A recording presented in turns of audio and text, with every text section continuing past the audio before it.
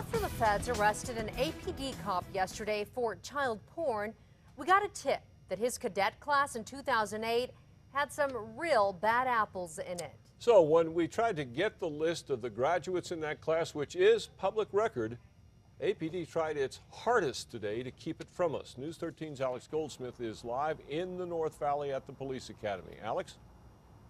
Dick, they tried to stall us and stall us. We even sent a producer over here to check for the plaque which was on the wall. It would have had all the names of all the cadets on it, but there was an empty spot there. That plaque was mysteriously gone, but we got a copy of the list anyway. September 19th, 2008, a proud day for APD's 100th cadet class. There were 38 of them in all, bringing the total on the force to nearly 1,050 officers as part of Mayor Marty Chavez's push to get to 1,100. I feel that the city of Albuquerque will be proud of the product that the Albuquerque Police Department has put out there for them. But 5 years later, it's clear there were some bad apples in the bunch. The best example, Nelson Begay. He resigned 2 days ago, right before the feds arrested him for child porn. Begay's not the only problem officer from that class, though. You guys are treating me like a criminal. That's April Sanchez. She was caught driving drunk twice, as well as keying and smashing the window of her ex's car, an APD sergeant. Sanchez also quit. Then there's Robert Wolliver. He was caught on tape holding down a suspected car thief while his partner kicked him in the head.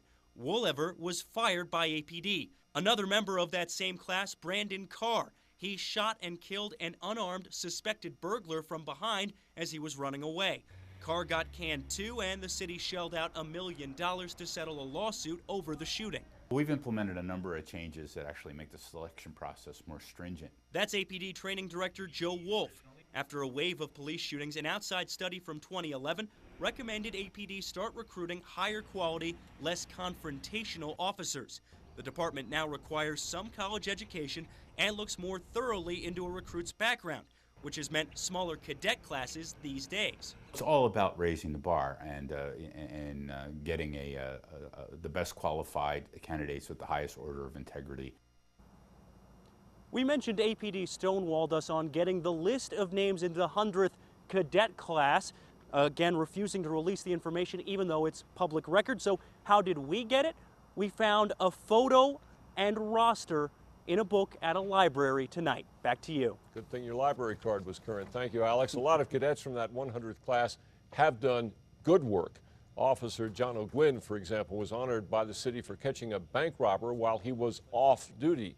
And Officer Travis Cochran helped to save a little boy who was drowning in a hotel pool. We'll get to the shutdown in a moment, but first, News 13 has now uncovered the names and addresses of the 3 convicted sex offenders we told you about last week who live at a home child care centers the state had okayed.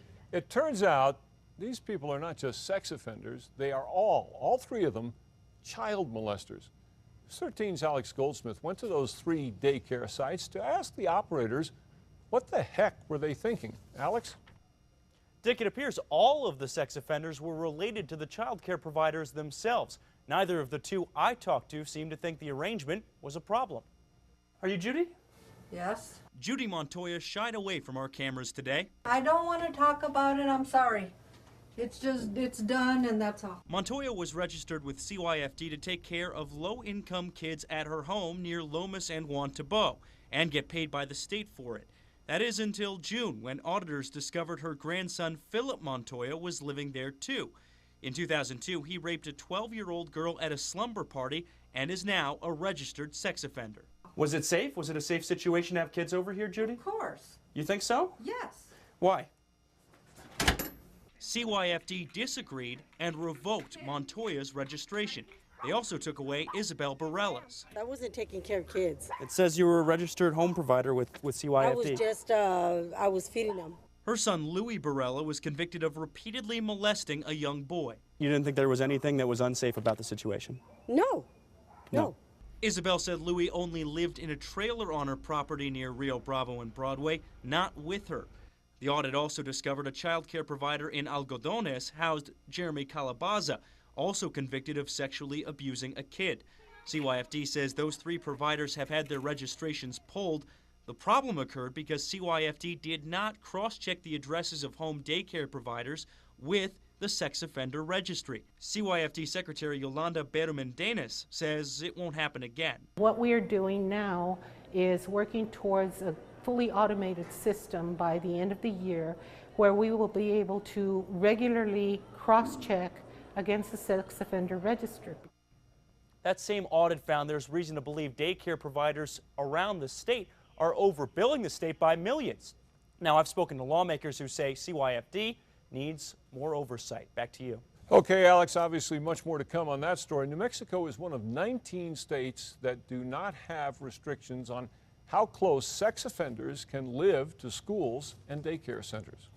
Now, the storm struck downtown and the zoo especially hard, sending zoo concert goers scrambling. News 13's Alex Goldsmith braved it all. He's live near 12th and Lead. Alex? Dick, we were trying to get to the zoo to do a live shot. We couldn't quite get there. We're actually here at 12th and Lead, a few blocks away. And as you can probably see behind me, there's some cars braving some of these flooded side streets downtown. We don't have any idea how many of these homes and apartments are suffering flood damage, but if you can tell here, it could be quite a few, a lot of water out here. Now take a look earlier at what the zoo looked like. This was absolutely amazing. This is viewer video taken from the concert shell looking back toward the lawn. You can see the beating the trees took both in here and out front. At one point, branches were heading sideways. It looked like something from a Florida hurricane season. Take a look at this downright spooky picture taken of the lawn area. You can see the coolers and chairs were left behind while people took cover. By the time we got there tonight, that same area was effectively a lake. Buckets, McDonald's cup, even a toppled lamp lying in the middle of the mess. I saw plenty of people heading for the exits. Some left broken umbrellas behind them. Elsewhere downtown, it was just as bad. Fallen tree branches blocking the road. Water flooding downtown side streets, making some practically undrivable. The water above the sidewalks in a lot of the area downtown. I even saw some firefighters scrambling to get to their truck to go and help people and control the chaos.